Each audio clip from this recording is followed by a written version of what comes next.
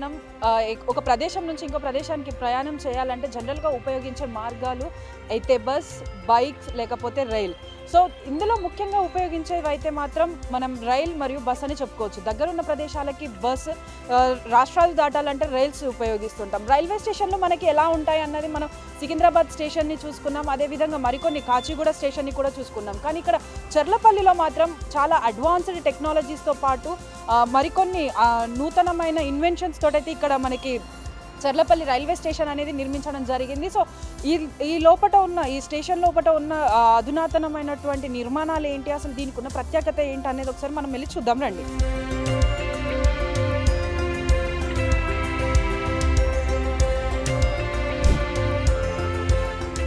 ప్రస్తుతం మనం Cherlapalli railway station entrance దగ్గర అయితే ఉన్నాం. సో మనకి చుట్టుపక్కల చూసుకున్నప్పటికీ కూడా ఇది మొత్తం ఒక ఎయిర్పోర్ట్లో ఉండే విధంగానైతే విశాలంగా ప్రతి ఒక్క స్పేస్ని ఉపయోగిస్తూ ఇక్కడ పార్కింగ్ అయినా కానీ మనకి ఎంట్రన్స్ నుంచి ఎటువైపు వెళ్తే ఏ కౌంటర్ దగ్గరికి వెళ్తాము, ఎటువైపు వెళ్తాము అన్నది కూడా మనకి బోర్డు పైన అయితే ఎక్స్ప్లెయిన్ చేయడం జరిగింది. సో మనం వెనకాల బోర్డు పైన చూసుకున్నప్పటికీ కూడా మనకి బుకింగ్ కౌంటర్స్, టికెట్ బుక్ చేసుకోవడానికి కానీ లేకపోతే మనం ప్లాట్ఫామ్స్ ఏవైతే ఉన్నాయో ప్లాట్ఫామ్ నెంబర్స్తో సహా అదైతే ఇవ్వడం జరిగింది. నెక్స్ట్ మనకి ఫుట్ ఓవర్ బ్రిడ్జెస్, అంటే మనం ఒక ప్లాట్ఫామ్ నుంచి ఇంకో ప్లాట్ఫామ్కి వెళ్ళడానికి ఏవేవైతే ఫుట్ బోర్డ్స్ ఉన్నాయో వాటిపైన అవి ఎక్కడెక్కడ ఉన్నాయో అన్న డైరెక్షన్స్ కూడా ఇచ్చారు. అదేవిధంగా మనకి ఆటోస్, ఈ పార్కింగ్ దగ్గర ఎవరైతే స్టేషన్ బయట నుంచి వేరే ప్రదేశానికి వెళ్ళాలనుకున్న వాళ్ళు ఎవరైనా బస్ కానీ ఆటో కానీ ఎక్కాలి అని అనుకుంటే వాళ్ళకి ఆటోస్ కూడా ఎక్కడ ఉంటాయి, వాళ్ళు ఆటోస్ దిగడానికి కూడా ప్లేస్ ఎక్కడ ఉంటుందనే అవి కూడా ఇక్కడ మెన్షన్ చేయడం జరిగింది. అదేవిధంగా స్టేషన్ బిల్డింగ్ కూడా మొత్తం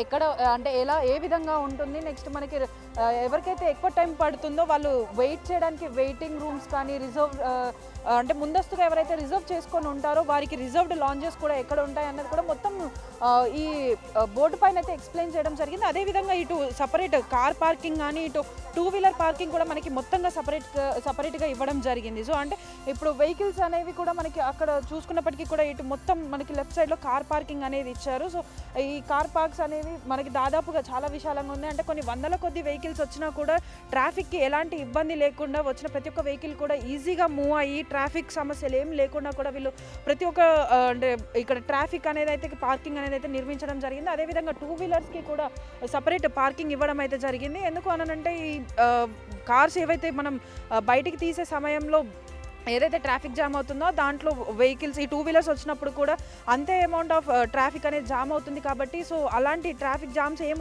ఉండకుండా ఇటు వెహికల్స్ వెళ్ళడానికి ఫోర్ వీలర్స్ వెళ్ళడానికి ఇటు సైడ్ రూట్ ఇచ్చారు. అదేవిధంగా టూ వీలర్స్ వెళ్ళడానికి కూడా మరో పక్కన దారిని అయితే ఇవ్వడం జరిగింది. సో అంటే ఎంతమంది జనం వచ్చినా కూడా వాళ్ళకి ఎలాంటి ట్రాఫిక్ సమస్యలు కానీ వెహికల్స్ పార్క్ చేసుకోవడానికి కానీ పార్కింగ్స్లలో వేచి ఉండాల్సిన ఇబ్బందులు కూడా లేకుండానైతే చూడడం జరిగింది. సో బయట ఇంత ఉంటే మనకి లోపల ఇంకే విధంగా ఉంది అంబియన్స్, అసలు వాళ్ళు అన్నట్టు నిజంగానే మనకి ఇక్కడ మెన్షన్ చేసిన ఆస్పెక్ట్స్ అనేవి లోపల ఉన్నాయో లేదో చూద్దాం.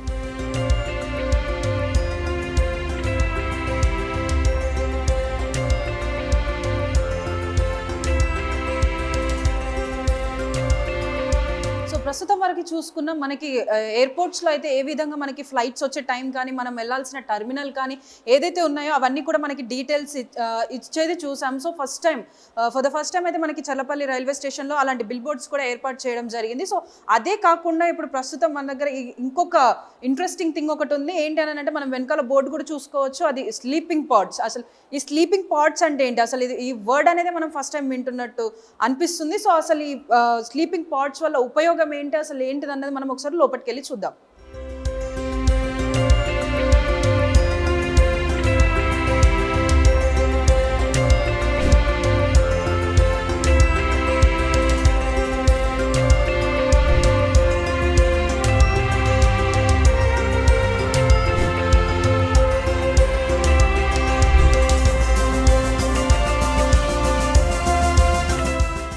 ఇప్పటిదాకా మనం మాట్లాడుకున్న పాడ్స్ ఇవే, అంటే స్లీపింగ్ పాడ్స్. ఎవరైతే ట్రావెలర్స్ ఉన్నారో వారు ఎక్కువసేపు వెయిట్ చేయాలి అని వాళ్ళకి ఎక్కువ టైం ఉన్నప్పుడు వాళ్ళు ఇక్కడికి వచ్చి అయితే ఇక్కడ రెస్ట్ తీసుకోవచ్చు. సో దాదాపు 500 రూపాయలు అయితే ఎంట్రీ ఫీజు ఉంటుంది. సో 500 రూపాయలు పే చేసిన తర్వాత వారు ఇక్కడికి వచ్చి అయితే మనకి రెస్ట్ తీసుకోవడానికి ఉంటుంది. సో మనం చూసుకున్నప్పటికీ కూడా ఇక్కడ మనకి ఏదైతే బెడ్ కంఫర్టబుల్గా ఉంటుందో సో అదే విధంగా ఒక మనిషి పట్టే విధంగానైతే దీన్ని క్యాప్సూల్ టైప్లోనైతే దీన్ని డిజైన్ చేయడం జరిగింది. సో ఇక్కడ మనకి కంప్లీట్ బెడ్తో పాటు ఇక్కడ పిల్లో కూడా ఇవ్వడం జరిగింది. అదే విధంగా ఇవే కాకుండా ఈ చిన్న క్యాప్సూల్లో కూడా మనకి లైటింగ్ కోసం అయితే చిన్న ట్యూబ్, మనకు ఒక థిన్ ట్యూబ్ లాంటివి ఇచ్చారు. అదే విధంగా ఇక్కడ 2 లైట్స్ కూడా ఉన్నాయి.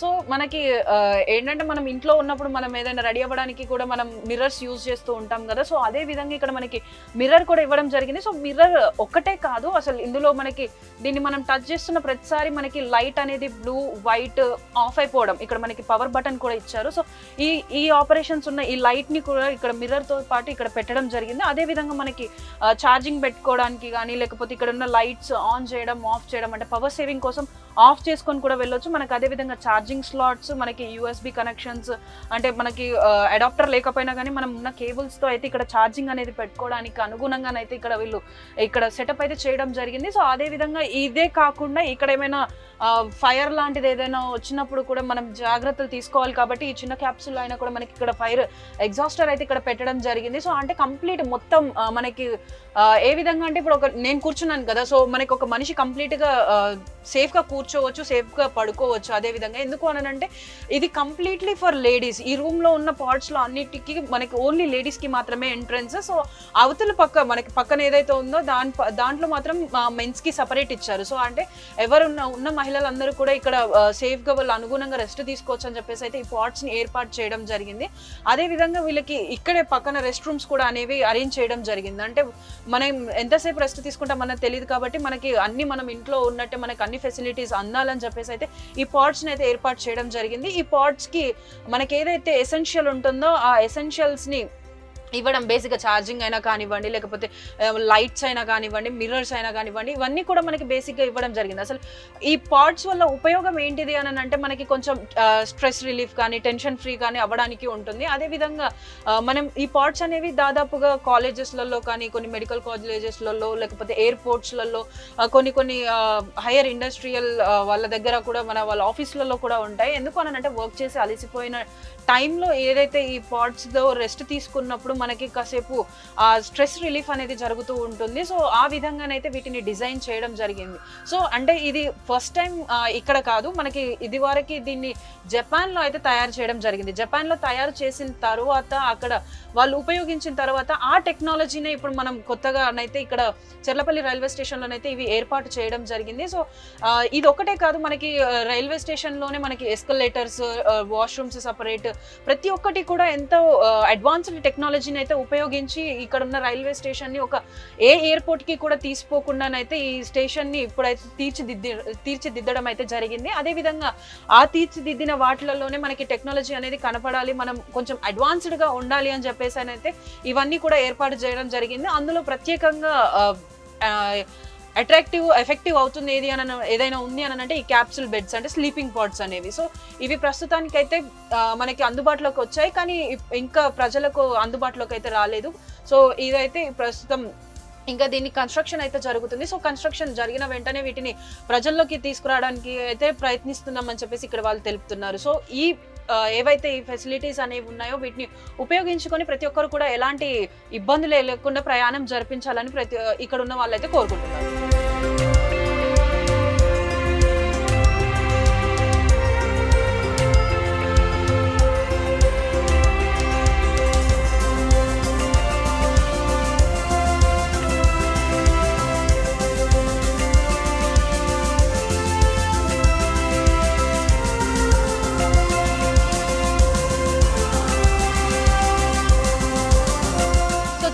లోపల ఉన్న అంబియన్స్ అయినా కొన్ని ఫెసిలిటీస్ అయినా కూడా మొత్తం మనకి టెక్నాలజీ అనేది ఉపయోగించి స్మార్ట్ వేలో ఈ జనరేషన్ వాళ్ళకి కూడా ఈజీగా అర్థమయ్యే విధంగా, అటు మనకి ఉన్న పాత వాళ్ళకైనా కూడా అర్థమయ్యే విధంగానైతే ఇక్కడ ఉన్న లోపల ఫెసిలిటీస్ అయితే అరేంజ్ చేయడం జరిగింది. సో మనం చూసుకున్నాం, మనకి ఫ్లైట్ అంటే ఎయిర్పోర్ట్లోనే కాదు, మనకి ఇక్కడ రైల్వే స్టేషన్స్లలో కూడా మనకి అక్కడ యూజ్ చేసే టెక్నాలజీ యూజ్ చేసి అయితే ఇక్కడ మనకి ఫెసిలిటీస్ అనేది అయితే ఇచ్చారు. సో ఈ ఫెసిలిటీస్ని చూసిన తర్వాత కూడా ప్రయాణికులు ఎవరైతే ఉన్నారో వాళ్ళు కూడా వాటిని చూసి సంతోషిస్తున్నారు. ఎందుకు అనంటే మనం ఇప్పటికే చూసుకున్నాం ఏ స్టేషన్లో కూడా మనకి జస్ట్ వెయిటింగ్ హాల్స్ ఉంటాయి, కానీ ఇలా స్లీపింగ్ పాడ్స్ కానీ మనం వేరే ఒక ప్లాట్ఫామ్ నుంచి ఇంకో ప్లాట్ఫామ్ పైకి వెళ్ళడానికి ఎస్కలేటర్స్ కానీ లేకపోతే ఈ ఫుట్ ఓవర్స్ కానీ ఉండేవి కాదు. సో ఎవరికైనా కూడా ఈజీగా ప్రయాణించే విధంగానైతే ఇక్కడ వీళ్ళైతే ఫెసిలిటీస్ అయితే కల్పించారు. సో ఈ ఫెసిలిటీస్ని చూసిన ప్రతి ఒక్కరు కూడా ఇలాంటి టెక్నాలజీ ప్రతి ఒక్క స్టేషన్లో ఉంటే బాగుండేది, ఎందుకంటే ప్రయాణం అనేది కూడా ఇంకా ఈజీగా జరుగుతుందని చెప్పేసి అయితే హర్షం వ్యక్తం చేస్తున్నారు.